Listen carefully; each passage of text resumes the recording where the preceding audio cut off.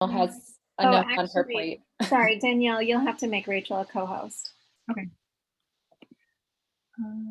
Are we streaming anything live?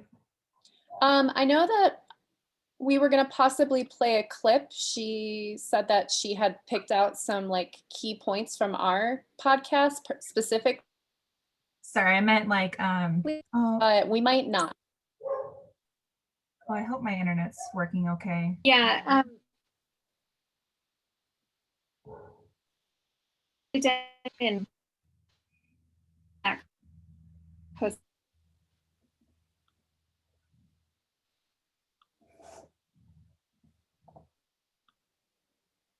Mariel, you'll just have to hang on one moment. Thank you for your patience, everyone.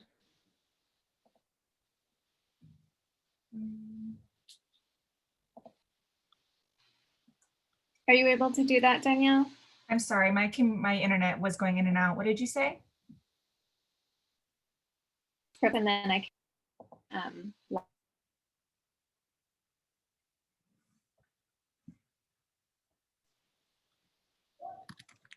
Sorry, I'm trying to connect to a better Wi-Fi. My internet keeps going in and out. If you turn off your video, that helps too.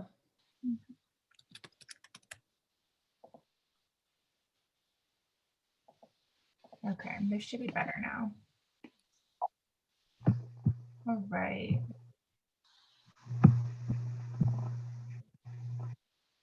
I'm sorry, Anne, what did you say? Yeah, would you be able to just make me host again? Yes. Okay. So unfortunate you can't have more than one host. Yeah. Okay, so thank you. I am going to go ahead and live stream if you all are okay with that. Yes.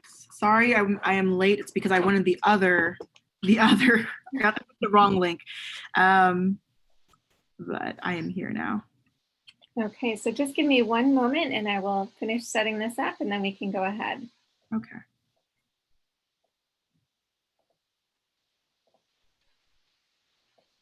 Thank you everyone for your patience. Yeah, I see people are coming through right now, so this is good, giving another minute.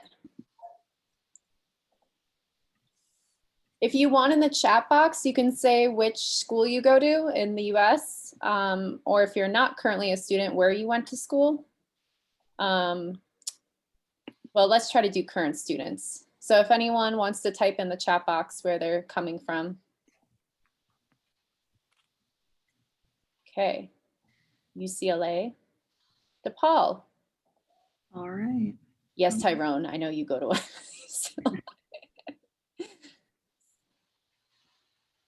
All right, so we're good to go? Almost. Okay. Yeah, it's just,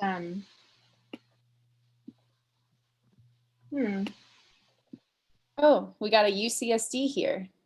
Nice. Okay, let's go ahead and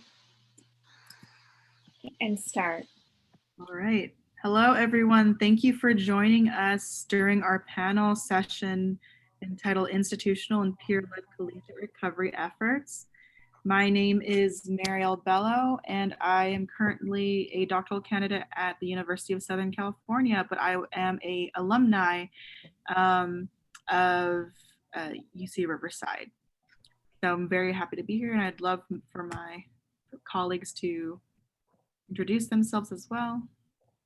Hi, everyone. My name is Rachel Brand. I use she, her pronouns. I am currently in the MSW program at UCLA. I completed my master's in global health from UCSD. So I'm happy to be here. I'm a student in long-term recovery. I can't see anyone anymore, but it's okay. So I feel like I'm just looking at a blank screen. But hi, everyone. My name is Danielle Cravalho. I too am a student in recovery. Pronouns are she, her, hers. And I am in my 5th year of my doctoral program at UC Riverside. So I'm actually not on campus anymore. I'm at my internship up in Northern California, providing mental health services to high school students. And my dream would to start be providing different recovery resources for high school students as well. So yeah. It's really bothering me that I can't see everyone. So I'm just going to try and figure this out really fast. Okay, no worries. So the main purpose of this panel is that we had released, as part of the Voicing Collegiate Recovery, several different podcast and webinar series, each highlighting something related to institutional and peer-led recovery efforts. And each of them had a different theme. And so I think the main purpose of the conversation is just to have a conversation with everyone. We will be, for those who haven't had a chance to listen to any of the webinar or podcasts, don't worry, because we selected a couple snippets of each of these podcasts and webinars so that we could listen to it all together and kind of generate some discussion amongst each other. So that's the intention and the goal of this meeting. Yes.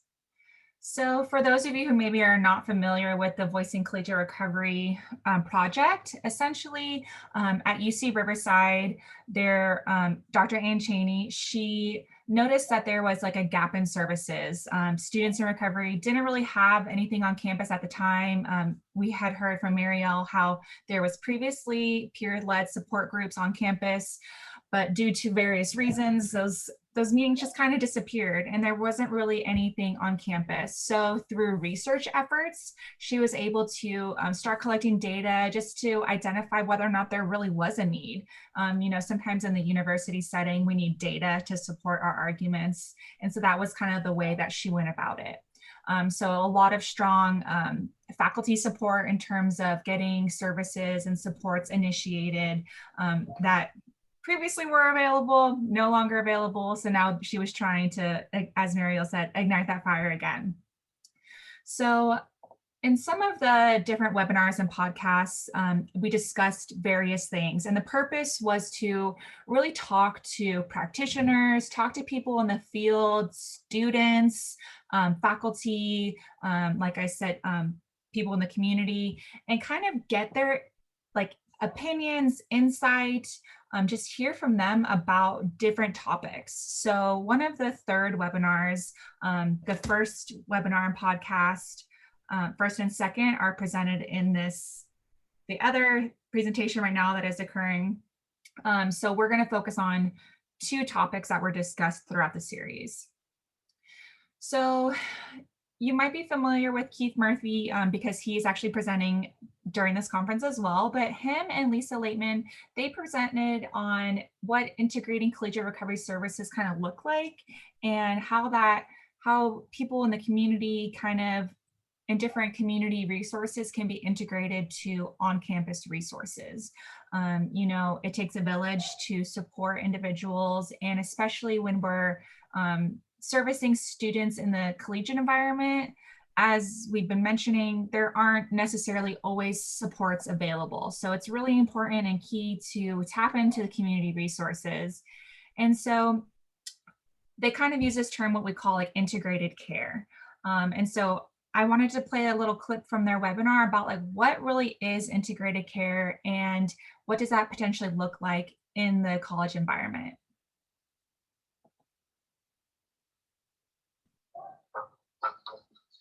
So the idea of integrated care is complicated on a college campus. In the literature, integrated care is an evidence-based model for addressing substance use disorders. It's not really questioned, although I have to tell you that in my experience, I haven't seen a lot of really good integrated care models yet. I think we're all working toward improving on this, and it is actually one of my commitments here at our university is really working toward a better model of integrated care. But it really supports, ultimately, it really supports both our students who are in recovery and those who are in need of recovery when our systems work together. So we're talking often about counseling services, health services, collegiate recovery programs, and community resources, because our community resources are part of that community continuum, because many of our students have been involved with community resources, and making a smooth transition into our universities, colleges, and community colleges requires our community resources to work closely with us, to understand our admission criteria, to understand when students are ready for college or campus, and then to try to provide some of the bridge services for our students. Some of the problems with on college campuses are also often that our services are siloed. A lot of times they're siloed because of ancient history, and a lot of people don't even know why they're siloed anymore, but they are.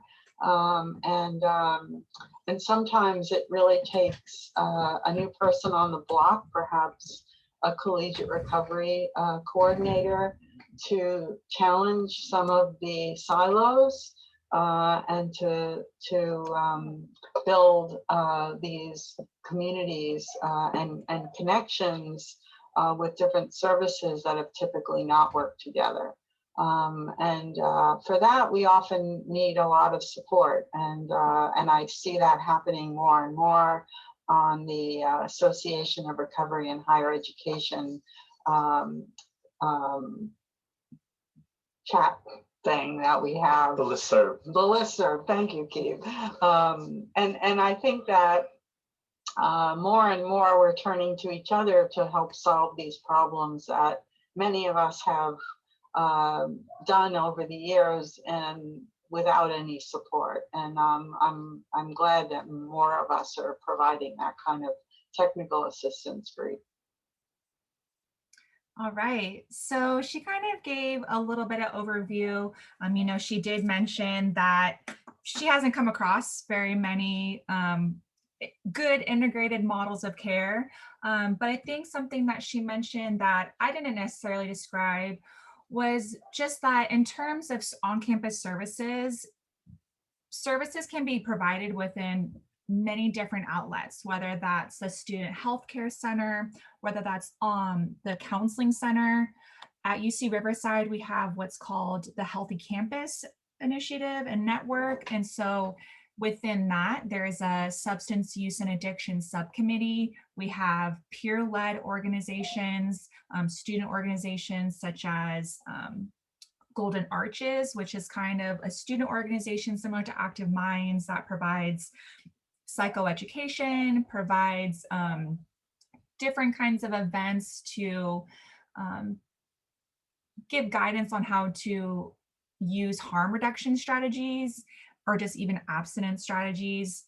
So kind of what we see in terms of types of care and what maybe integrated care would include on a college environment, you know, is having those recovery communities, having peer-led, peer-based organizations, and then having some type of outlet where students can learn relapse prevention and positive coping skills, you know, whether that's trying to cope with suffering from an addiction or trying to cope with other types of mental illnesses such as depression, anxiety, ADHD, bipolar, schizophrenia, whatever it is an individual is kind of working through. Types of care can include maybe like skills training. Maybe students, because they have relied so much on substances, they're not really comfortable in a college environment in trying to build friendships sober. You know, we like to use a term of college environments being a, you know, hostile environment. There's surrounded by access to drugs and alcohol, surrounded by parties that are, alcohol is flowing at. And so I think skills training is super important in terms of that social aspect. How do you cope with being sober at a party, or how do you cope with peer pressure and trying to focus on harm reduction and try to minimize pressure of binge drinking and things like that. And then something unique to college campuses, we have what we call case management. And so that can be a good outlet, or even just an initial point of contact for college students. Case managers kind of support individuals in crisis moments, connect them to resources, whether that is the counseling center or the peer-led support group on campus. So, this like integrated care, it could be community resources, but then also just, so many different types of care that's provided on a college campus.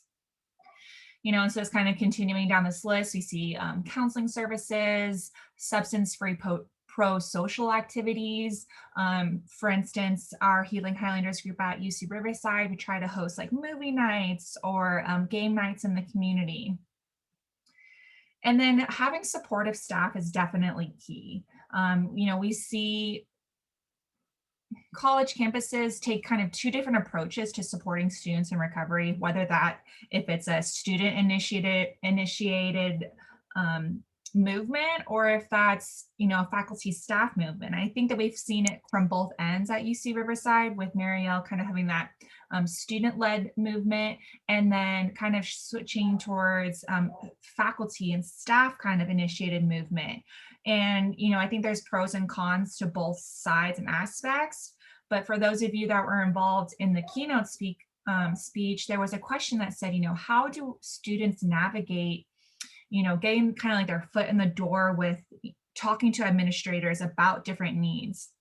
And I think that was a really good question, because it's like, if it is student-led, how do we get, these services in place? How do we get buy-in? How do we get administrators to recognize that there are students in recovery and that there is a need on campus? So it's a tricky waters to navigate. And I think throughout this conference, it's something that we discuss. The field of recovery is fairly new in terms of, being able to discuss it in a non,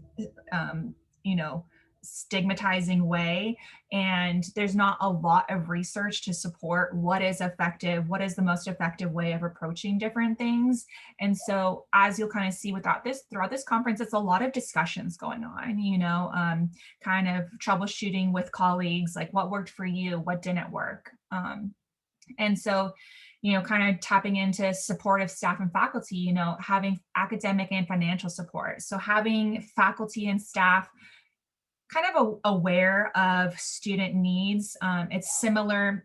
I'm coming from the mindset of a school psychologist, so I kind of always have that framework of how do we adjust the environment, adjust the curriculum to support student needs. And so if we have a student in recovery and they identify themselves as that, and they're seeking resources from the Disability Resource Center, it's like, how can we provide them academic support as well? Whether that's, similar support to as maybe a student with depression or anxiety, in terms of providing them access to a note taker, or, just having a little bit more leniency in terms of submitting assignments, things like that. So I think there's so much information in terms of academic support that we should also start investigating. Being an individual in recovery is a way that students can access Disability Resource Center. And I don't think that's a very common thing that people know about. And then, similarly on that same end, financial support. We discuss so much about financial support in terms of services, but then also for this individual students. Is there opportunities to develop scholarships for students in recovery and things like that? And then a recovery-focused living environments on campus. Are there sober housing? Is there off-campus housing specifically for individuals in recovery? Having spaces where students aren't frequently surrounded by individuals under the influence, having that safe space where they feel like they can go home, unwind, and not be tempted by their dorm neighbor smoking a joint. So just like little things like that can be so influential to this concept of integrated care and recovery efforts for students. So that's essentially what that webinar, touched on. They touched on other things. So if you are interested in going back to watch that webinar, it is on YouTube. They also dive into THC and cannabis and some topics surrounding that. So let's open it up to to all of the attendees who are attending this, and thank you so much, Danielle, for presenting that. Based on what Danielle had presented, what are some programs that you have on your campus? What are some barriers on campus? What are some needs that you've identified, or if any, if you are a person who is either started to get involved in collegiate recovery, or it's always interesting to see the differences in different, across universities, because it could vary so much in structure. So if anybody wants to jump in and talk about that. See, Freddie, you have your hand up. Yeah. Can you guys hear me? Yeah. Yeah, I really enjoy this. Thank you all for presenting. It's awesome. Rachel, love you. This whole thing is just really, really wonderful. I'm learning a lot. So I was at one school, Grace of God, I graduated, and now I'm at Westchester University. I would like two things. The first issue is I don't see enough representation of marginalized people. And when I say marginalized, I mean like, I don't see enough, obviously, people of color, right? But then also too, people that identify with different pronouns. And when I do see it, I don't see it in a way where they're at the table, but their voice isn't really, it's equality, but it's not equity, right? So I would like to hear how you deal with that. And then the other thing too is, one of the things that surprised me, the counseling center, I thought before getting into this that the counseling center and collegiate recovery were attached at the hip. And the reason I thought that was because what counseling deals with would be in the same line of what collegiate recovery deals with.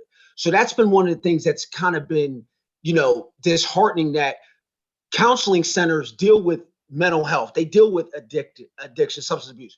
So I don't know what the disconnect is of why they wouldn't be connected at the core with collegiate recovery, considering those students show those same things. So if you guys could really talk about that and what you see with that as well.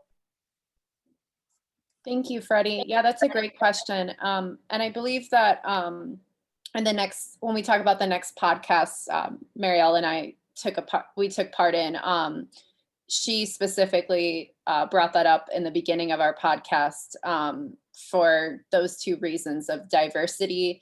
And then we talked about like missing connections between different services. And Danielle definitely brought that up.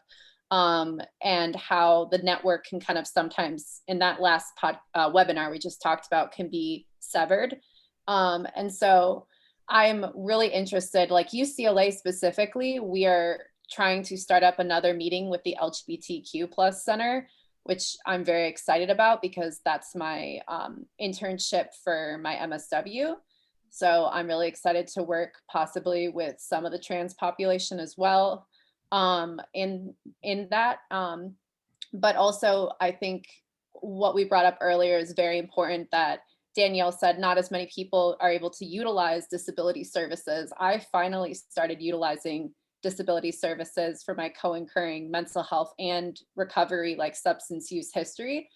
And I would love to see more of that, and more students knowing what they're qualified to get within counseling, or reaching out and making that initiative.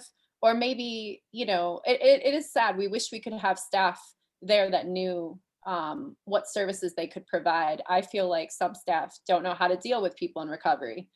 It's a scary, uncharted water. I don't know if Danielle or Mariel want to add to that, but yeah, that's my point. Yeah, I still can't see everyone. So Mariel, please cut me off if you want to add anything. But in terms of, incorporating, diverse student populations, that was kind of my hesitation as well initially. I am a person of color. And when I first started going to 12-step meetings in my community, it was majority white males. And I was completely discouraged. I did not feel comfortable in that setting. And so I think that's the one beautiful thing about collegiate recovery programs is that students, we all connect on the identity of being a student. And so I think that we can relate in that sense. But in terms of, getting more students to walk through that door that are of color, I think it boils down to our recruitment tactics. Are we putting in more effort to, recruit people of color? Like we have a Black student, graduate student organization. I physically dropped off flyers at their housing, and things like that. Building stronger connections with the leaders within different organizations, whether that's the Women's Resource Center, the LGBTQ, we have a Native Americans population, student organizations, we have Hispanic student organizations. So being thoughtful in those senses, and like you said, there's a difference between equity and equality. If I'm just going to provide the same amount of advertising, that's equality. But if I want to provide equitable opportunities to people of color and minority groups, I'm going to take it a step further. I'm going to be thoughtful and recruit students that I know that might be at more risk of substance use. We have so many statistics out there that say that Native Americans are more likely to suffer from substance use and abuse. And so it's in our recruitment tactics, but it's also the way in that we serve our students in recovery. Is it going to be 12-step models? Is it going to be, a Buddhist route, I'm drawing a blank on the different types of Dharma, recovery. yeah. Yeah, Dharma recovery. There's a Native American, more like kind of 12-step type of route as well. And so I think it boils down to that as well. It's like, okay, if you walk through the door and it's, 12-step, which maybe kind of was developed for white populations, is that going to be welcoming to individuals who don't feel comfortable with that? And so it's being mindful in terms of asking individuals, if it's a peer-led support group, what do you think will work for you? What do you want to see in this group? So that's something that I've kind of, thought about. And, I think sometimes initiatives are slow moving, but once you just have someone speak up and, acknowledge that that's a topic and an issue, I think that's, the starting point. So thank you for that question. And I can also add on the counseling comment. So I had it in a different portion for the second webinar. We talk about that in terms of what types of interventions are on college campuses. So counselors in the counseling centers, they can use all types of different theoretical models or types of ways of counseling, whether that's cognitive behavioral therapy, whether it's motivational interviewing, dialectical behavioral therapy, and different types of counseling are better suited for individuals with substance use disorders. And not all counselors have that education or have that experience in terms of working with individuals in recovery. Granted, a lot of these models like cognitive behavioral therapy, dialectical behavioral therapy can be used for various populations, depression, anxiety, substance use. But I think there might be hesitation, when you are a practicing psychologist, you have an ethical bound to practice within your scope. And I think it might be common for counselors to refer out and think that students who are, abusing substances and are trying to work through that process, they might feel that it's outside of their scope. And I think that is unfortunate because a lot of times, there is comorbidity, and so we could be tackling multiple things at once. But yeah, I think there is just a lack of counselors that know how to serve this population. And because of that, you see silos in terms of providing services. Great point, Danielle. Definitely.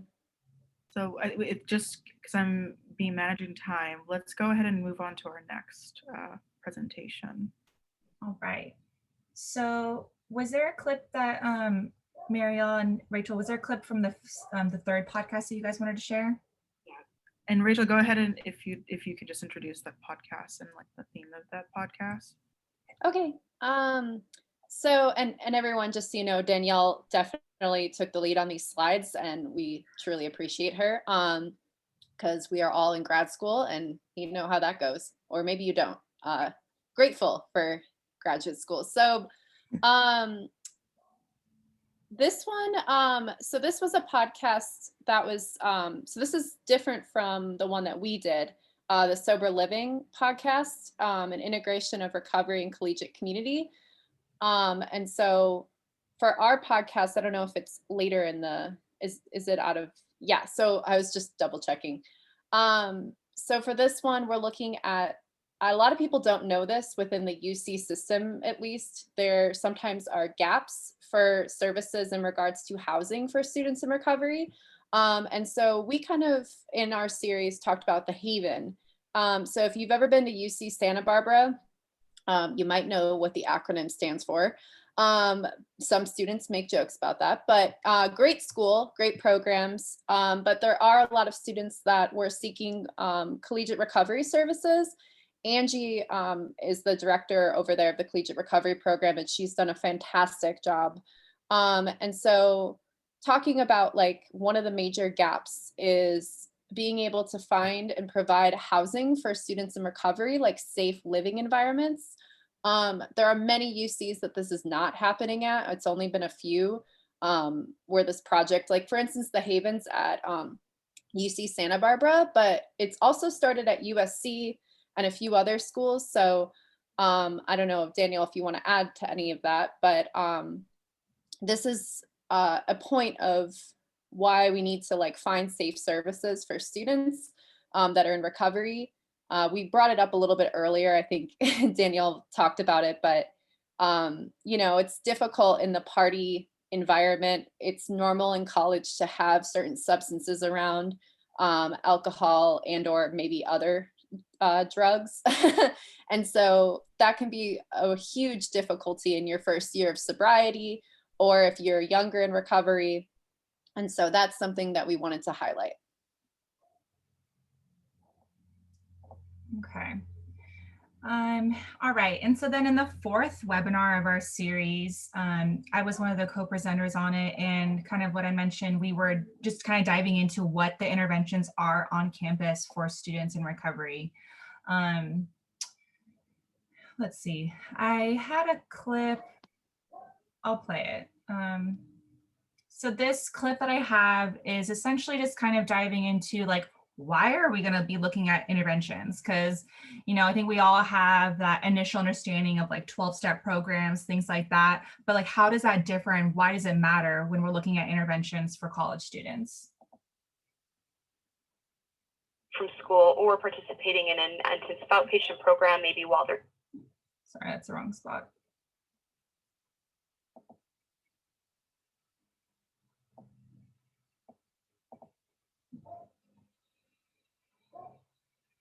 So why are we looking at interventions for college students in recovery? Kind of how I mentioned, there's a lack of uniform definition. Well, there's a lack of understanding of what the research says in terms of the effectiveness of initiating and sustaining recovery.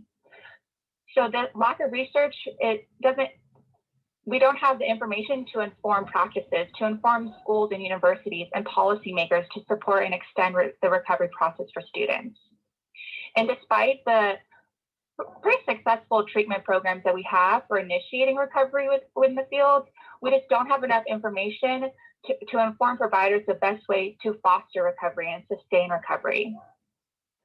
And additionally, services available specifically for students in recovery from alcohol or drug addiction on campus, typically the counselors or health service centers aren't adequately equipped to support students in recovery or help students with severe addictions. And that being said, we know that there's additional challenges in the college environment. We talk a lot about colleges being an abstinence hostile environment. There's students have easy access to drugs, alcohol. There's a large culture that promotes the misuse of substances, large binge drinking habits. So students that are in recovery, it's just not a conducive environment to sustain recovery. And then also students that do receive support, they might be receiving support from friends, from family, or programs such as Alcoholics Anonymous, AA, but sometimes those sources of support, they don't effectively identify with the stressors or experiences of being a student. So this is why we really want to tap into identifying effective interventions for college students in recovery. All right, so yeah, that kind of just reiterated some of the points that I initially made. And so you might be hearing us use the word collegiate recovery program. And there really is a difference between a certified collegiate recovery program and just universities that have recovery efforts. So I just plopped in this definition of, a CRP, collegiate recovery program, is a college university provided and supportive environment within the campus culture that reinforces the decision to engage in a lifestyle of recovery from substance use. It's designed to provide an educational opportunity alongside recovery support to ensure that students do not have to sacrifice one for the other. So, across the nation, there's about, almost 150 at this point, CRPs functioning. And so I wanted just to kind of describe on how CRPs differ from maybe just having one peer-led recovery program on campus. I'm going to summarize what the next slide I had, because I was going to do another clip, but I think it's kind of long. So I won't play it. I'm just going to summarize what my co-presenter during the webinar discussed. So her name is Jennifer Taylor. She's from UC Santa Barbara. And those of you that are familiar with the UC system, UC Santa Barbara, they're located in Southern California location, and they do have a collegiate recovery program. And she talked about what that looks like. And so essentially it is a collaboration with the counseling center on campus. So within this model, we do see kind of that integrated care. Within that program, they provide harm reduction approaches and skills training. So for individuals who aren't seeking an abstinent-free route, there are opportunities to receive support from alcohol and substance use specialists. So they're not just MFTs on campus, they emphasize in substance use. So that's a little bit unique. So they're providing, that type of skills training. They are, discussing other types of needs, whether that's, co-occurring disorders such as depression, anxiety, histories of trauma, which can potentially be common. And they do more of assess for needs. Is a collegiate recovery program going to meet all the needs of the student that they present with? Or do I need to connect this student with an intensive outpatient program? Do I need to recommend maybe a residential inpatient program? And because they have that connection, they're able to identify programs that, fulfill insurance demands, can maybe, if it's a partial hospitalization program, maybe they can work with the program so that way the student doesn't have to drop out of school. They're still able to fulfill their educational goals. So we see a lot more collaboration in that sense and what's provided. Collegiate recovery programs, because they have a specialist on campus within the program, they can help develop different types of goals, different types of treatment plans for students, whether that's attending 12-step programs or whether that's attending, more mindfulness type of meetings, or if it's individual counseling. So we just kind of see a better connection between the counseling services. They have a specific kind of alcohol and drug program, and then also have their Gauchos for Recovery, which is the peer-led organization. They have, almost like 7 meetings a week that are peer-led, different types of groups that can go, whether it's non-traditional student peer-led meetings, whether that's, specific for undergrads or different types of populations.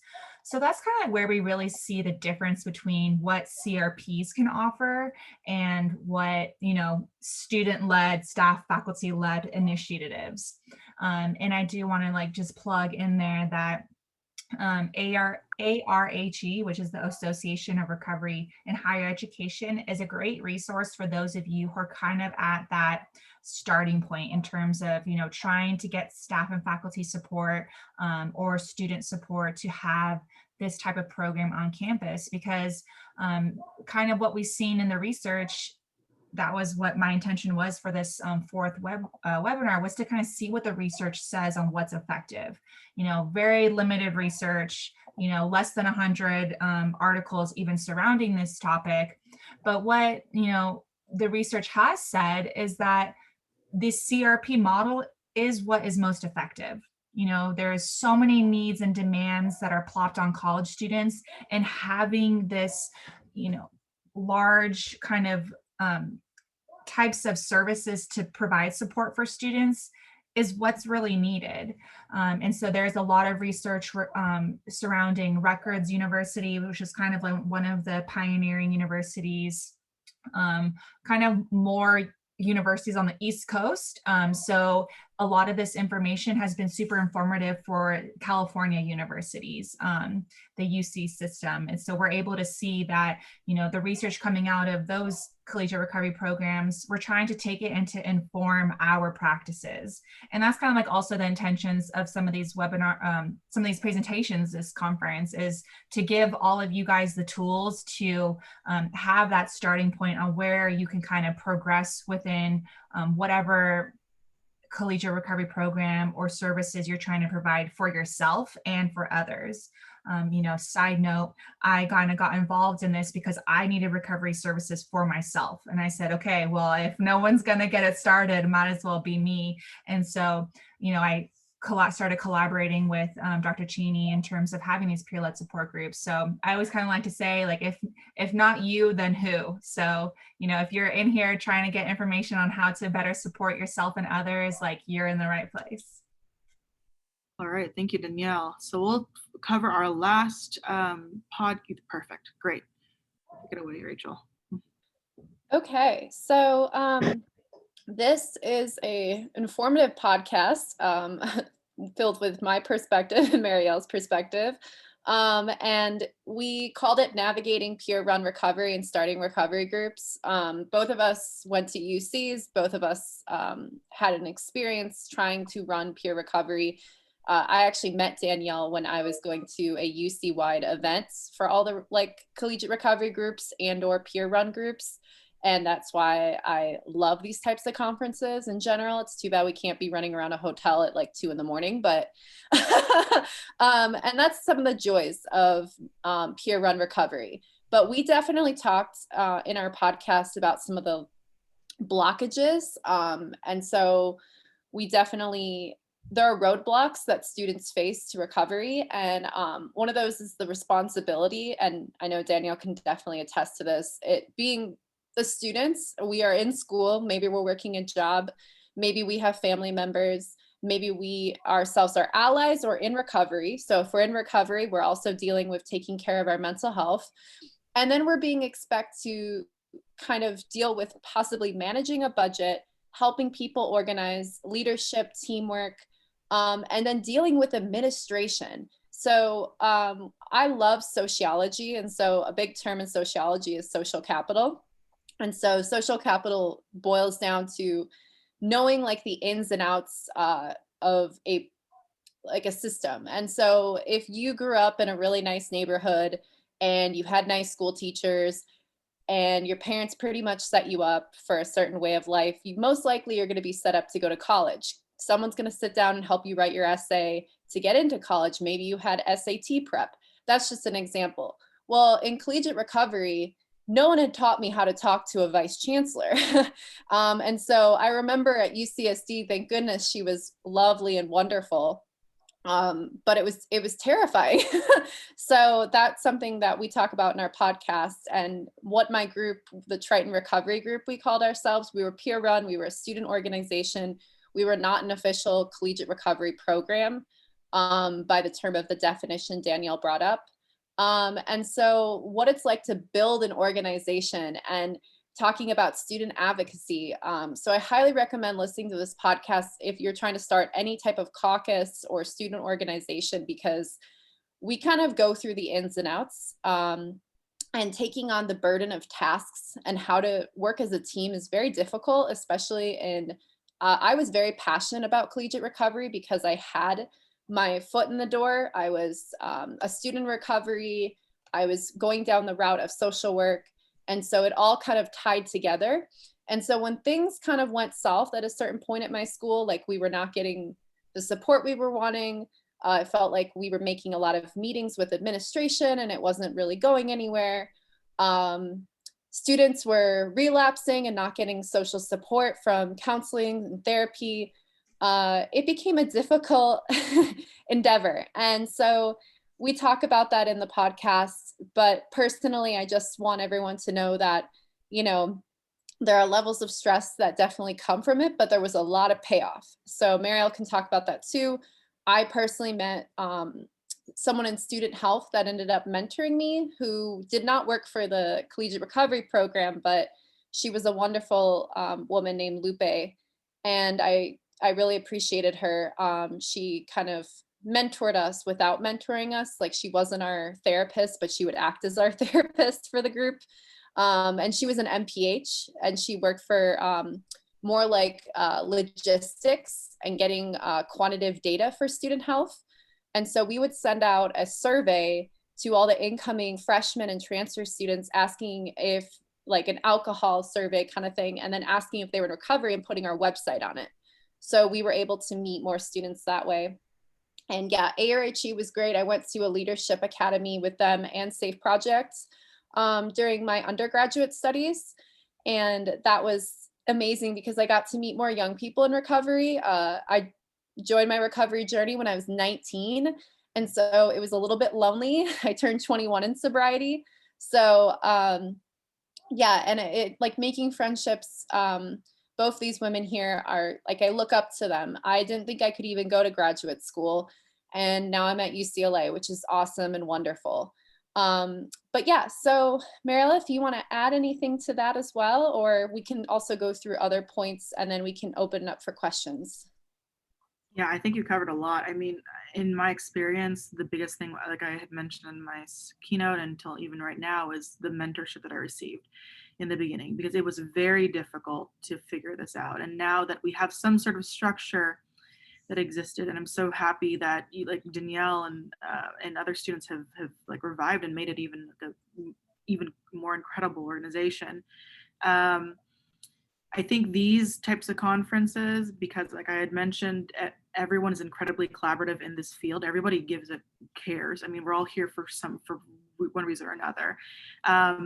That we're all interdisciplinary too. We're coming from different backgrounds and different expertises. And so what I've realized is being at these conferences, talking to people from a policy, policymakers to social workers to school psychologists, clinicians, has allowed for me to kind of build the lingo or build like the terminology I need that I use as a researcher to kind of present why we need these type of programs. And that's through my own training, but also just honestly, just through connecting with a lot of people. And so utilize this opportunity to talk to, everyone's going to want to talk to you. Like they'll make time because we all care about continuing this recovery movement. And so we're all willing to share our resources and all willing to share our strategies because this is collaborative. We can't do it alone. So, and we shouldn't do it alone because especially as students and now as graduate students, it's a lot. So the burden should be on, like, honestly, the university if possible, but at this point we are the ones who are starting it. So that's the reality. So. Yeah, and so we definitely want to open up for discussion. We kind of ran over we looked over our scripts from the podcast, and that was the best way with the amount of time to share it. So I put the link in the chat if y'all want to like connect to it. And we talk a lot about concealed stigma, and so what it's like to be in long-term recovery and be at a university. So if you're looking for that perspective, but we want to open it up for questions. And while everyone's thinking, Wellbriety movement is the movement and recovery route that Native Americans and Indigenous individuals might be interested in going down, like going down that kind of path for their recovery journey. So Wellbriety movement, I couldn't remember what it was called, but that's what it is. Thank you, Rachel.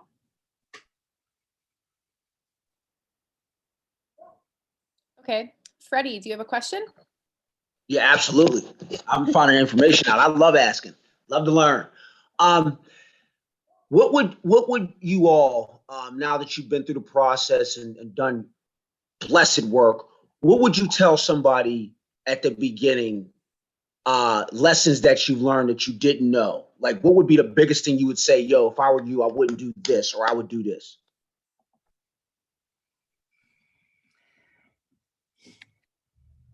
So I think the biggest thing for me is getting admin support. I have, and so I'm really focused on mental health. And so I've kind of gone in about both ways, similar to like Mariel, like kind of being that student-led initiative. But unfortunately, our voices as students just aren't as loud as admin and support and staff and faculty. As unfortunate as it is, to be the individuals saying that this is what we need, sometimes it's just not heard when it's coming out of our mouths. So I know I've heard from, like Rachel, they've been trying to do it from student-led up, and there's a lot of challenges and barriers when you try to take it that route. So, I feel like at UC Riverside, we're very fortunate in the sense that staff and faculty and admin do listen to the student voice. So there are opportunities to connect to staff and faculty, like through our Healthy Campus initiative. There's subcommittees on campus that students are welcome to partake in. And so like through that, students can come in and sit down and be like, hey, like as a student in recovery, this is the substance use and addiction subcommittee. What are you doing to support us? So, I mean, I think if I were, starting from point zero, I would definitely try to connect with maybe a faculty member who's in recovery, reaching out to admin who might just have a mental health perspective or, passion. Yeah, that'd be my best advice. That's great advice, Danielle. And it's definitely what I was alluding to. I wish I would have gone to the vice chancellor from the very beginning. By the time I left UCSD, there was enough pressure on student health. I think the issue had been brought up enough times. There is now a woman who's working there. I don't know her as well. I'm at UCLA now, and we do have some institutionalized support at UCLA, which is really nice. It's not the same.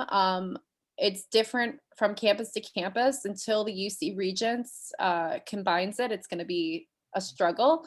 And so I wonder what's going to happen in regards to like universities across the country in terms of like, how there's disability acts that help protect certain students. I wonder when there's going to be something that protects students in recovery and certain accommodations must be met. And I'm wondering when that will happen. So I'm similar to Danielle in the regard that I wish I would have gone to administration, like high level up from the very beginning, but also learning about the policy behind it all. So I just didn't know all the bureaucracy and the politics. And that's why I went to these conferences and made connections with people so that we could stay in touch and talk about it. And so, yes, I know the ADA does include it, but it's difficult getting it into words. I'm actually dealing with it at UCLA right now, even though I received support from the DOR, which, I can explain further if y'all want to reach out and talk to me about it, the Department of Rehabilitation. So yeah, it's very interesting in that regard, but I want to give time for see if Mariel has a answer. I mean, it's the same answer. And it's just, the truth is that in addition, like in order to get administrative support, you need funding. And I hate that. I absolutely hate that. That is unfortunately what I have experienced in my journey at UCR. And I'm happy that we have the Voice and Collegiate Recovery project now, because at least we have data, and then we have like money to show that this is like a vested interest that researchers have, and other people have in our university. But no, it was so hard to start our student organization, even if we were pulling from student resources, from like money for student organization resources, to vouch for why we needed this on campus, until we were able to secure some grant funding. And so I think now there's a huge, I'm hoping, at least in the field of addiction research, with John Kelly's research at Harvard, who I'm trying to work with, and other people, there's more vested interest in recovery programs. I think there's more data that's coming out, especially through VCR and other avenues, which then would lead for more grants and lead for more, news and press to kind of like focus on. With COVID-19, a lot of researchers right now in the addiction field are looking at the increased risk of addiction as a result of COVID-19. So given that, there might be actually grant agencies that might be putting money into this. That's the biggest thing, is university support, and then funding, which is different. And just to kind of piggyback off of that, in terms of like funding and like kind of getting policies pushed or something, there's always groups that are advocating for something. So like, for instance, the Graduate Student Association at UC Riverside, they were strongly put hard for the counseling center to hire more counselors. So just kind of having that inside knowledge, if there weren't already like a peer-led recovery program, I definitely would have hopped on with that initiative and told them that they need to hire a counselor with background in terms of serving students in recovery. So I think, there's so many moving parts in universities, and there's kind of like a lot of different initiatives. And so if you can kind of hop on to another initiative, that might even be helpful as well, like if you're starting at ground zero. Yeah, that's a great point. Like, you leverage the resources that are existing already. I mean, there are so many people who are now starting these movements and have been, have them existing in their programs. So get involved instead of having to start all over from ground zero. I agree with you, Danielle. And we have about a minute left, but Tyrone, I see you have your hand up. You're muted. Yeah, thank you for everyone for this. This is incredible, and hope that it's been taking place and stuff.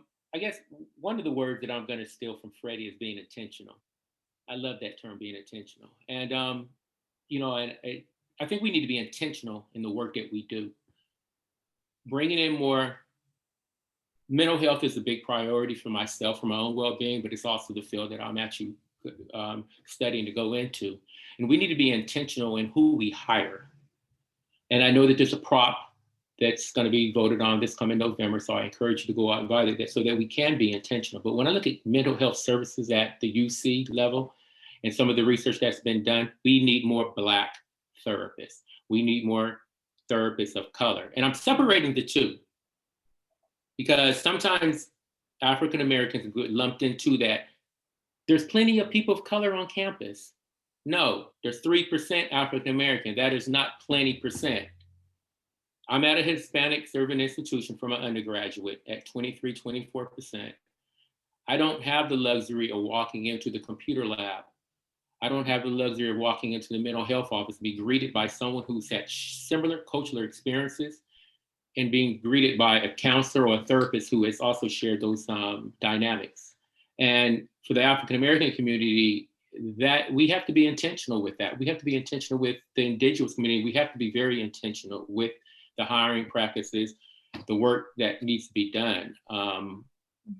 Trust me, the dominant culture is being very intentional in the work they're doing, very intentional. Thank you. Thank you for your comments. I appreciate it. And I'm so sad that we have already run out of time. But thank you everyone for attending this panel presentation and for sharing your comments and your questions and your discussions. I'm hoping it was helpful and glad that you're all here. So Thank you, everyone. take care. Thank you, everyone. You all. Thank you.